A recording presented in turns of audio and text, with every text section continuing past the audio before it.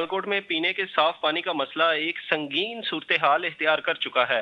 शहर के मुख्तलिफ इलाकों से आलूदा और बदबूदार पानी की मुसलसल शिकायत सामने आ रही हैं। शहर में वाटर सप्लाई लाइंस इंतहाई बुसीदा हो चुकी हैं, जबकि कई मकामात पर ये पाइपलाइंस गटर और नालियों के अंदर से गुजर रही हैं, जिसके बायस गंदा और आलूदा पानी बराह रास्त पीने के पानी में शामिल हो रहा है। इस सारी सूरत हाल के बायस बच्चे, बड़े बुजुर्ग गंदा पानी पीने से टाइफाइड और हेपेटाइटिस जैसी खतरनाक बीमारियों में मुब्तला हो रहे हैं। इसी वजह से अस्पतालों में मरीजों की तादाद में भी रोज बरोज इजाफा देखने में नजर आ रहा है।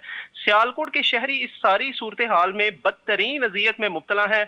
उनका कहना है कि मुतअद्दिद बार मुतलका हुकाम को शिकायत दर्ज करवाने के बावजूद अभी तक कोई मौसर कार्रवाई अमल में नहीं लाई गई। शहरियों ने हुकूमत वक्त से पुरजोर मुतालबा किया है कि बुसीदा वाटर सप्लाई लाइन्स को फिलफौर तब्दील किया जाए, ताकि शहरियों को पीने का साफ पानी मैसर आ सके।